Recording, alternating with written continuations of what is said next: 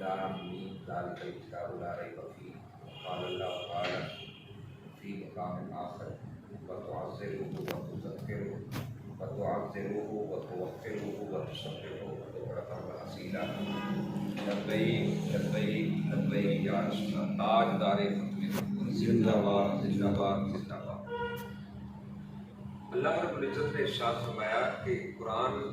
یہ وہ کتاب ہے کہ جس میں کسی شک و شبہ کی کوئی گنجائش نہیں ہے،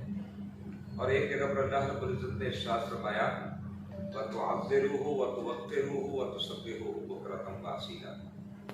میں نے اپنا محبوب محمد مصطفیٰ صلی اللہ علیہ وسلم تمہارے اندر جلوہ گر فرمائے، سب سے پہلے ان کی تعظیم کرو، توقیر کرو، اور پھر اللہ کی تسبیح بیان کرو۔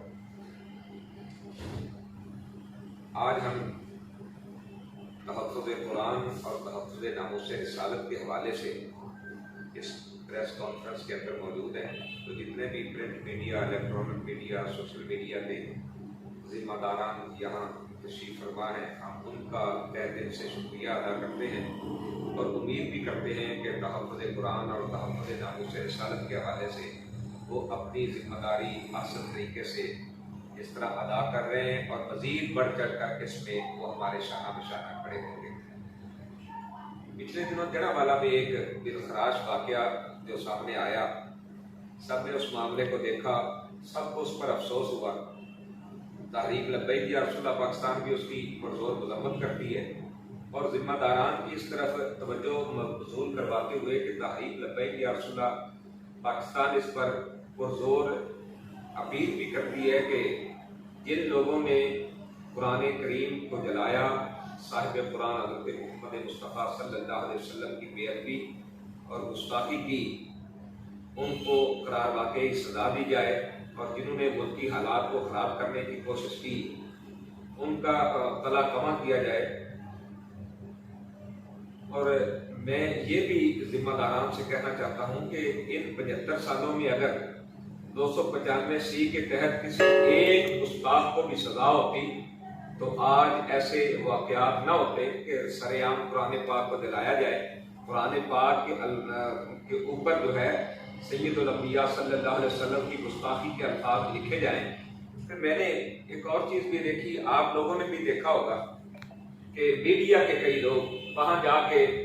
دکھا رہے ہیں کہ یہ گھر جلا دیا گیا ہے، یہ جناب بیوہ عورت ہے، یہ یتیم بچہ ہے، اس پر ظلم ہو گیا، اس پر ظلم ہو گیا، اس پر ظلم ہو گیا۔ بالکل ایسا نہیں کرنا چاہیے، جس نے بھی کیا ہے ہم اس کی پرزور مذمت کرتے ہیں، لیکن اپنے میڈیا کے بھائیوں سے بھی دستبستہ ہم گزارش کریں گے کہ جب فرانس کے سفیر کو ملک بدری کے حوالے سے تحریک لبیک یا رسول اللہ پاکستان نے آواز اٹھائی تو 35 لاشیں مسجد رحمت للعالمین میں گرائی گئی۔ ہمارا مطالبہ تو اتنا تھا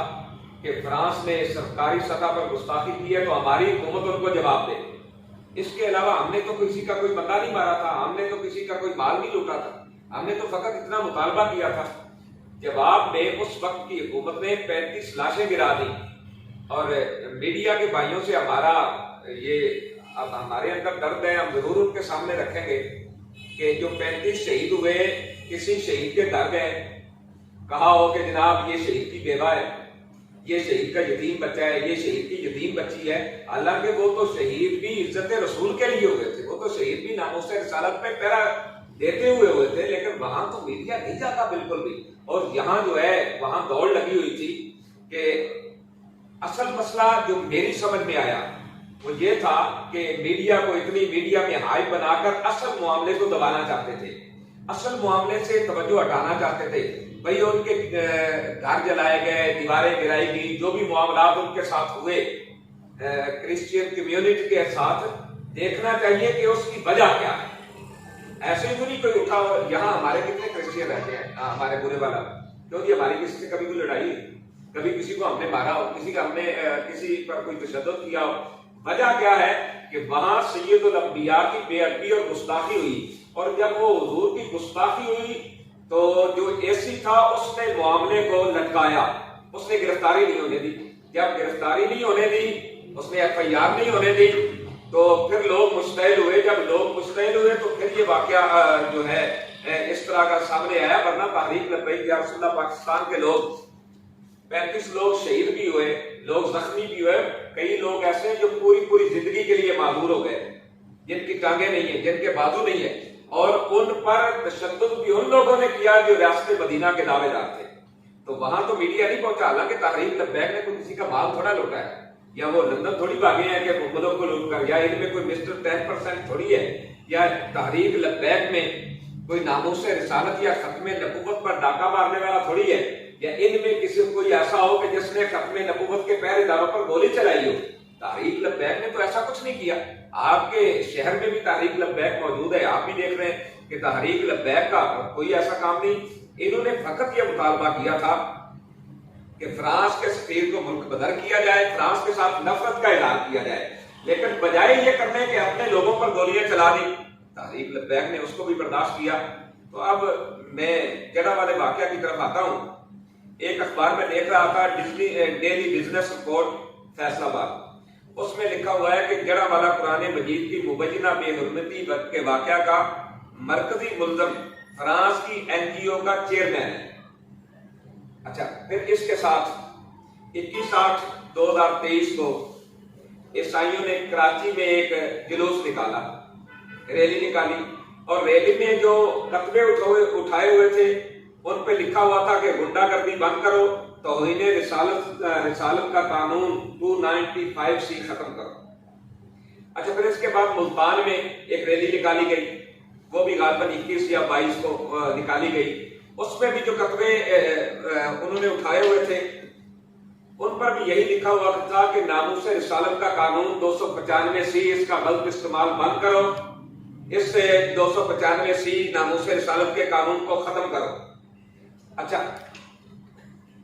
بہانہ وہ عیسائیوں کا چرچ ہے، لیکن نشانہ وہ 295C ہے۔ اور پھر اس کے ساتھ IG کے جو الفاظ ہیں وہ بھی قابل غور ہیں۔ IG صاحب جناب کہہ رہے تھے کہ ہم نے تفتیش کی ہے اور ہم اس نتیجے پر پہنچے ہیں کہ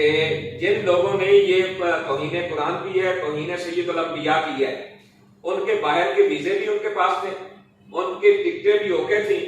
انہوں نے نکلنا تھا، لیکن کسی وجہ سے حالات خراب ہونے کی وجہ سے وہ باہر جا نہیں سکے۔ تو اس کا مطلب یہ ہے کہ یہ ایک پلاننگ کے تحت سب کچھ ہو رہا ہے، دلی تھیلے سے باہر آ گئی ہے کہ اصل مسئلہ ان کا جو ہے وہ ناموس رسالت صلی اللہ علیہ وسلم کے قانون پر حملہ کرنا ہے۔ لیکن میں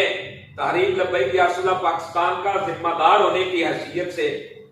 حکومت وقت اور مقتدر اداروں سے اور نام نہاد وزیر اعظم کو یہ پیغام دینا چاہتا ہوں کہ تم جتنے مرضی ہیلے بہانے کر لو، جب تک تحریک لبیک یا رسول اللہ پاکستان موجود ہے اور حضور کا وہ غلام جو پڑھتا ہے لا الہ الا اللہ محمد رسول اللہ، جب تک وہ اس زمین پر موجود ہے اور جب تک خون کا آخری قطرہ ہے، ہم ناموس رسالت پر بھی پہرا دیں گے، ہم ختم نبوت پر بھی پہرا دیں گے، ہم تحفظ قرآن پر بھی پہرا دیں گے، جب تک ہمارے اندر خون کا آخری قطرہ موجود ہے۔ اور اس پر کسی قسم کی نہ کوئی نرم گفتگو کی جائے گی اور نہ ہی کسی قسم کا کوئی دباؤ برداشت کیا جائے گا۔ سب سے پہلی بات ہے ہر بندے کو اس پر توجہ کرنی چاہیے کہ بھائی یہ سارا واقعہ ہوا کیوں ہے، عیسائیوں کے خلاف لوگ مستعد کیوں ہوئے، اس ایسی نے اتنی بڑی غنڈہ گردی کیوں کی، آخر کیا وجہ تھی، اس کے پیچھے کون تھا، ان محرکات کو سامنے لایا جائے۔ اور جیسے دوسرے لوگوں پر پرچے دیے گئے ہیں، جو دفعات لگائی گئی ہیں، وہ ساری دفعات لگا کر اس AC کو بھی بند کیا جائے، جو مرکزی ملزمان ہیں ان کو بھی بند کیا جائے، اور تحریک لبیک یا رسول اللہ پاکستان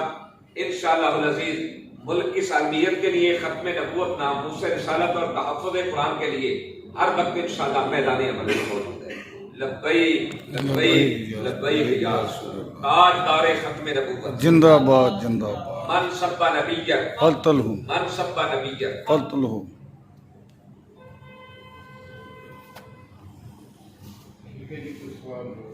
جب یہ واقعہ ہوا اس وقت کچھ چیزیں ایسی سامنے آئیں، ڈسکس ہوئی ہے، کچھ لوگوں نے لبیک کے نام پہ نعرے بھی لگائے وہاں پہ، تو اس میں پھر بعد میں ظاہر آپ کے جو برآرام نے وہاں پہ انتظامیہ کے ساتھ ملے جو پازیٹیو رول پلے کیا وہ کچھ جگہ پہ، لیکن آپ یہ سمجھتے ہیں کہ